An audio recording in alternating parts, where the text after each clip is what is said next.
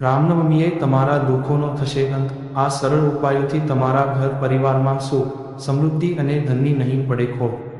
રામનવમીનો તહેવાર ચૈત્ર મહિનાની નવરાત્રિની 9મી તિથિએ ઉજવવામાં આવે છે। આ વર્ષે 17 એપ્રિલે રામનવમીનો તહેવાર ઉજવવામાં આવશે। એવું માનવામાં આવે છે કે આ દિવસે ભગવાન શ્રીરામનો જન્મ થયો હતો અને ત્યારથી આ ઉત્સવને રામ જન્મોત્સવ તરીકે ઉત્સાહપૂર્વક ઉજવવામાં આવે છે। ભગવાન શ્રીરામનો જન્મ અયોધ્યાના રાજા દશરથના મહેલમાં થયો હતો। રામનવમી હિન્દુઓના મુખ્ય તહેવારોમાંનો એક માનવામાં આવે છે। એવું માનવામાં આવે છે કે ભગવાન રામનો અવતાર રાક્ષસોને મારવા અને વિશ્વને નકારાત્મક શક્તિઓથી મુક્ત કરવા માટે થયો હતો।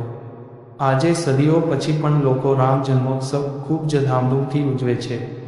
અને જો તમે આ દિવસે ભગવાનની પૂજા કરો છો અને જ્યોતિષના કેટલાક ઉપાયો અજમાવો છો તો તમારા જીવનમાં હંમેશા ખુશીઓ બની રહેશે। ચાલો જાણીએ એ ઉપાયો વિશે। 1. રામ દરબારની પૂજા કરો। જો તમે રામનવમીના દિવસે રામ દરબારની પૂજા કરો છો અને તમારી મનોકામનાઓ પૂર્ણ કરવા માટે તેમની પાસે પ્રાર્થના કરો છો તો તમારા જીવનમાં હંમેશા ખુશીઓ બની રહેશે। આ દિવસે તમારે રામ અને સીતાની સાથે હનુમાનજીની પણ પૂજા કરવી જોઈએ। હનુમાનજી તમને બધી પરેશાનીઓમાંથી મુક્તિ અપાવવામાં મદદ કરે છે। રામ દરબારની પૂજા કરતા પહેલા તેમની તસવીરને પીળા મંચ પર મૂકો અને તેની સામે ધૂપ પ્રગટાવો અને અન્નકૂટ ધરાવો। રામચરિત માનસના અખંડ પાઠનું આયોજન કરો। જો તમે ઘરની સમૃદ્ધિ જાળવી રાખવા માંગો છો તો રામનવમીના દિવસે સતત રામચરિત માનસના પાઠ કરો। જો તમે આ દિવસે તમારા પરિવાર સાથે આનો પાઠ કરશો તો તમારા જીવનમાં હંમેશા ખુશીઓ બની રહેશે અને ઘરમાં સકારાત્મક ઉર્જાનો વાસ થશે। જો તમે આ દિવસે આખી રામાયણ વાંચી શકતા નથી તો બાલકાંડ અને સુંદરકાંડનો પાઠ અવશ્ય કરો। આ ઉપાયથી તમને શ્રીરામની કૃપા મળે છે અને હંમેશા સમૃદ્ધ રહે છે। માતા સીતાને ચૂંદડી અર્પણ કરો। જો તમે રામનવમીના દિવસે મંદિરમાં જઈને માતા સીતાને લાલ ચૂંદડી અર્પણ કરો છો તો તમારું દાંપત્ય જીવન સમૃદ્ધ રહે છે। આ સાથે જો તમારા લગ્નમાં વિલંબ થઈ રહ્યો છે અને કોઈ અવરોધો આવી રહ્યા છે તો તમારે માતા સીતાના ચરણોમાં સિંદૂર ચઢાવવાની સલાહ આપવામાં આવે છે। આ ઉપાયથી પતિ પત્ની વચ્ચેના વિવાદમાં પણ રાહત મળે છે। 2. રામનવમીના દિવસે રામ સ્તુતિનો પાઠ કરો। રામનવમીના શુભ દિવસે તમારે વિશેષ અભિજીત મુહૂર્તમાં ભગવાન શ્રીરામની પૂજા કરવી જોઈએ અને રામ સ્તુતિ શ્રી રામચંદ્ર કૃપાલુ ભજમન હરણ ભવ ભય એમ નો પાઠ કરતી વખતે ભગવાન શ્રીરામનું ધ્યાન કરવું જોઈએ। આમ કરવાથી તમારા જીવનના તમામ દુઃખ અને કષ્ટો દૂર થઈ જાય છે। રામનવમીના શુભ અવસર પર રામ રક્ષા સ્તોત્રનો પાઠ કરો। આ રામ રક્ષા સ્તોત્ર છે અને તમને તેનો પાઠ કરવાની સલાહ આપવામાં આવે છે। આ સ્તોત્રનો પાઠ કરવાથી તમારા જીવનમાંથી બધી પરેશાનીઓ દૂર થઈ શકે છે અને તમને સમૃદ્ધિ પ્રાપ્ત થાય છે। 3. હનુમાન ચાલીસાનો પાઠ કરો।